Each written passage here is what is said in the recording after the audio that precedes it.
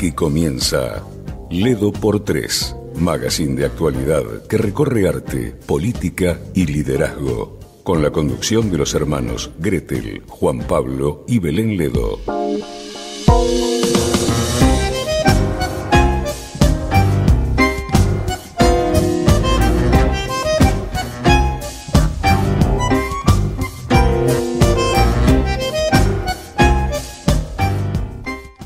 Nuestro programa es un programa bastante integral, tratamos temas desde la actualidad política en cuanto a lo nacional, en cuanto a lo internacional, pero también temas espirituales, ¿no? Sobre todo lo que ocurrió en la fecha de ayer, sabemos bien, toda esta semana donde la gente generalmente se reúne en familia, época de Pascua, para festejar, para pasar un tiempo familiar, digamos, ¿no?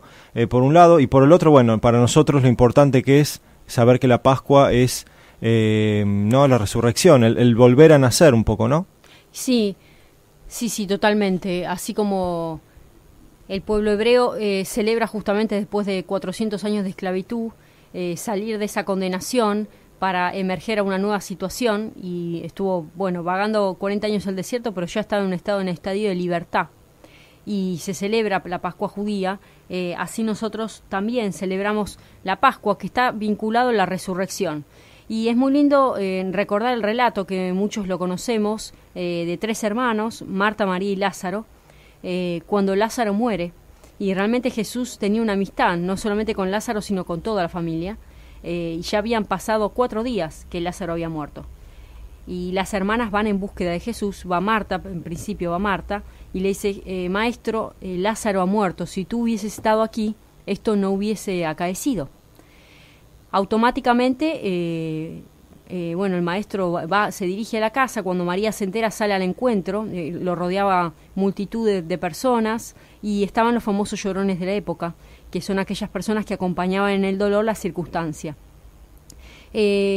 Apenas se entera de esta situación, Jesús le comunica a sus discípulos, dice, vamos a visitar a Lázaro, pues Lázaro duerme. Los discípulos no entendían nada, y decía, Lázaro está durmiendo un sueño natural. Dice, no, Lázaro ha muerto, pero vamos a visitar a Lázaro. Cuando llega, automáticamente él se encuentra compungido con el resto de las personas, o sea, comienza a sentir el mismo dolor que los demás, porque, vuelvo a insistir, tenía un apego hacia esa familia, en particular hacia Lázaro, y Jesús le dice, Lázaro, levántase, yo soy la resurrección y la vida. Y es una especie de antesala de lo que va a suceder más tarde. Esa resurrección nos da a entender que el que tiene la última palabra en nuestras vidas no es el entorno que nos rodea, no es nuestra familia, ni siquiera la misma muerte, sino que es Dios el que tiene la última palabra. En ese caso Jesús, que representaba la resurrección. Entonces la pregunta que nosotros nos hacemos, porque esto no son relatos históricos, relatos bíblicos que se aprenden en la iglesia, no es una cuestión de religión, sino cómo lo aplicamos a la vida diaria. ¿Quién tiene la última palabra en nuestras vidas? Cuando emprendemos cuestiones que no nos consideramos capaces, que no es el momento, no es la oportunidad, y siempre vamos a tener más negatividades en nuestro entorno que lo positivo que nos puede llegar a plantearse por delante. Entonces, la pregunta es, ¿qué es lo que vos pensás de vos mismo? ¿Cómo se está nutriendo ese universo de pensamientos? ¿De qué se está llenando tu mente? ¿De qué está albergando tu corazón? ¿Qué tipo de sentimientos? Que en ocasiones hacen que nosotros mismos decidamos de manera arbitraria autoenterrarnos. Sí, tiene que ver, yo creo, también con una prueba de fe, ¿no? El contexto también es de mucha influencia, para bien o para mal, pero bien, como decías vos, Jesús llega tarde. El reclamo que le hacen las hermanas es que, ¿por qué llegaste en este momento? Si hubiese llegado antes, tal vez vos lo hubiese sanado, o sea, hubiese sacado la enfermedad, porque él estaba en vida. Pero ahora que está muerto, ¿quién lo saca de la muerte? ¿Quién lo levanta? Entonces, estamos viendo que es un caso, digamos, gravoso, o sea, que tiene mayor gravedad, y donde Jesús justamente es el especialista, ¿no? Y esto tiene que ver un poco con el ser humano en sí, con las relaciones interpersonales, con temas de familia también. El lugar que le damos a ese milagro, el tiempo necesario que le estamos dando a dejar de lado la preocupación, a dejar de lado el ocuparse uno mentalmente, o a seguir sufriendo, y dejar que alguien, que es el especialista, que es Jesús, sea el encargado de sacarte de ese lugar oscuro, digamos, ese lugar difícil de sobrellevar, ¿no? Totalmente. Ahora recién vos estabas mencionando que, bueno, Jesús llega tarde. Sí, en el plano fáctico, en el plano humano natural, Jesús llega tarde. Porque la pregunta es, ¿llegó tarde en el plano espiritual? Y la respuesta indudablemente es no. Porque si no, no hubiese existido el milagro de la resurrección de Lázaro, que era la antesana de lo que iba a suceder con él, que dijo que este templo será destruyan este templo y en 3 días será levantado. Eso los fariseos no lo entendían de la época, estaba refiriéndose al mismo, que era el templo del Espíritu Santo. ¿Por qué llega Dios en un momento que nosotros no esperamos? Nada más y nada menos que para que sea glorificado su poder.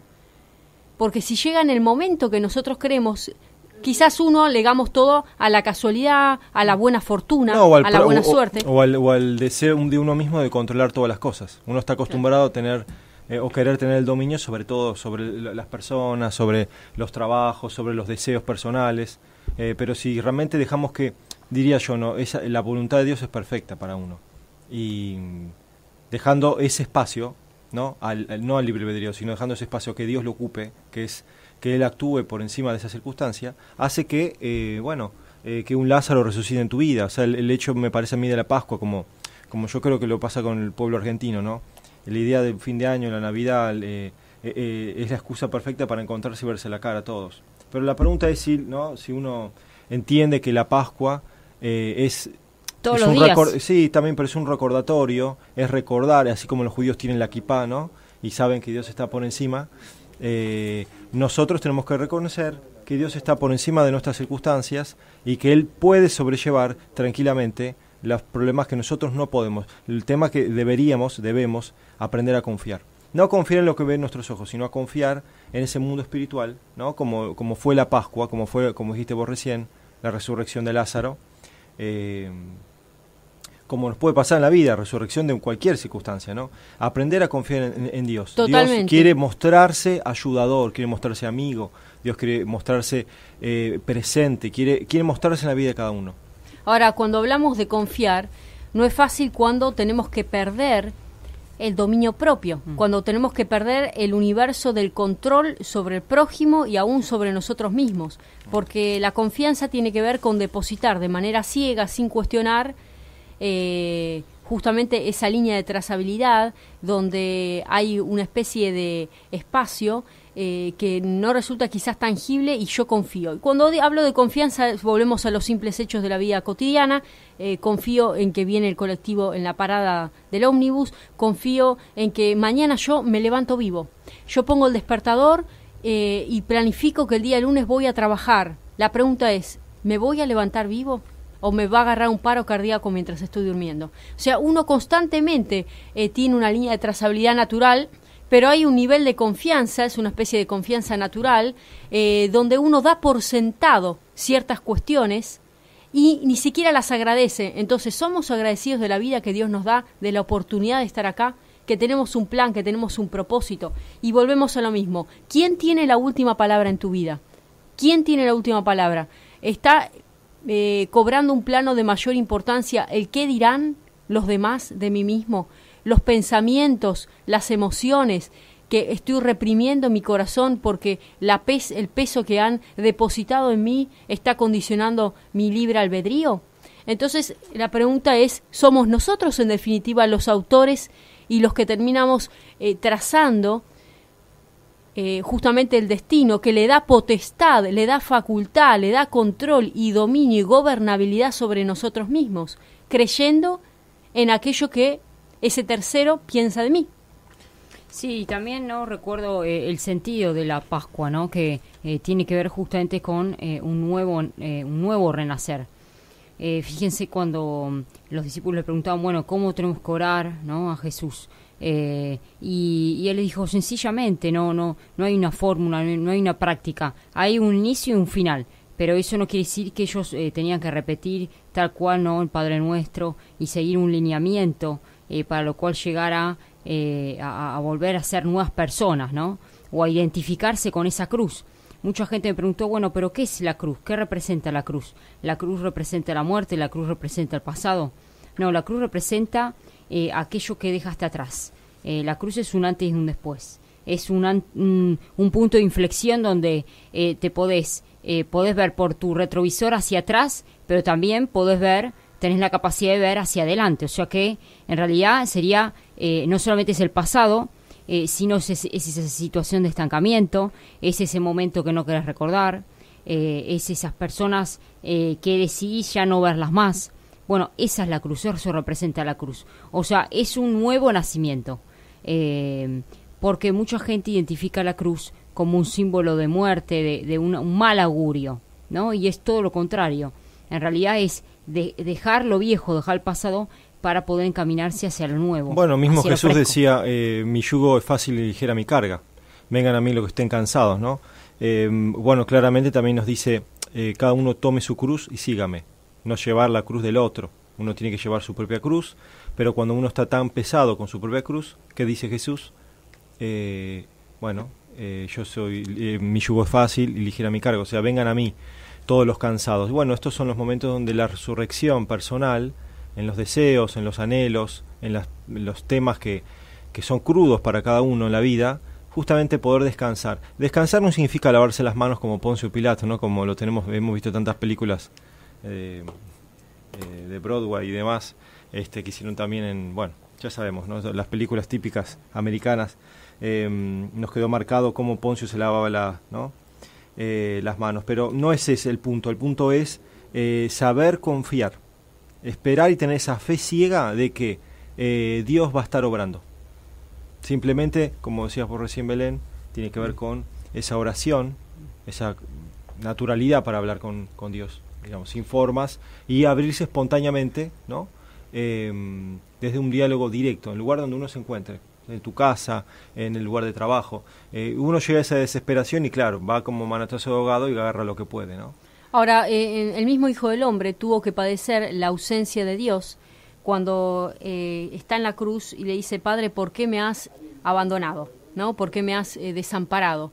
Y él siente todo el peso de la humanidad, todo el peso de la carga de los pecados que llevó por cada uno de nosotros, y automáticamente, como Dios es santo, 3 veces santo, cuando hay hay carga de pecado, automáticamente se ausenta la presencia del Padre Celestial de la vida de Jesús.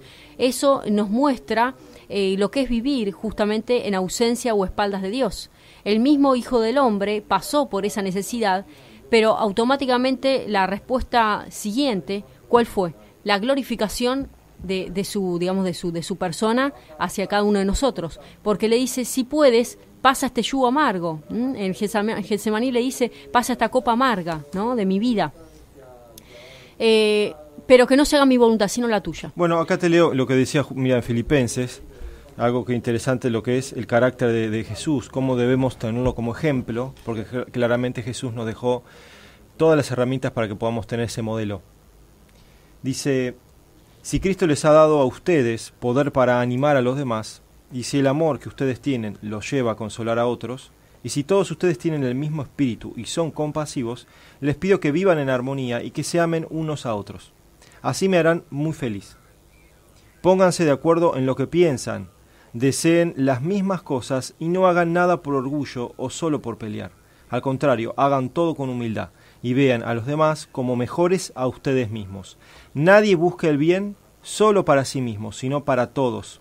Tengan la misma manera de pensar que tuvo Jesucristo. Aunque Cristo siempre fue igual a Dios, no insistió en esa igualdad. Y ahí está el punto que decías vos recién, Gretel, que claramente Dios, el Hijo de Dios, vino a hacerse carne por todos los pecados de la humanidad, y claramente se hizo igual a nosotros. Siendo Dios, siendo igual a Dios, se hizo igual a nosotros. Eso tiene que ver con esta humildad que él habla en la Biblia. Al contrario, renunció a esa igualdad y se hizo igual a nosotros, haciéndose esclavo de todos. Como hombre se humilló a sí mismo y obedeció a Dios hasta la muerte. Totalmente, hay que hacer una pausa respecto a hasta dónde me tengo que humillar, hasta dónde tengo que rebajarme respecto a las personas que me rodean, hasta dónde tengo que seguir soportando ser vilipendiado. Es difícil encontrar un punto medio, un término medio en términos de Aristóteles, ¿no? El punto medio siempre lleva a la felicidad, como decía él, no los extremos sino los medios. Es importante entender que nosotros no nos movemos en un mundo, estamos en un plano natural, por supuesto, físico, pero hay un mundo espiritual que se suelta el poder de la presencia de Dios a partir de nuestras acciones. Entonces, cuando llegamos a reaccionar frente a esa mala paga, no pasamos con éxito la prueba. No podemos ser promovidos, no podemos llegar a otra nueva instancia, porque permanentemente está siendo tratado nuestro carácter. Y el que ve la recompensa y el que absolutamente evalúa todo y ve hasta los pequeños detalles es Dios. Entonces es importante que podamos refrenar a tiempo nuestra lengua, nuestros pensamientos, nuestras acciones y poder buscar justamente una salida desde el espíritu y no desde lo natural. Lo natural siempre es secundario.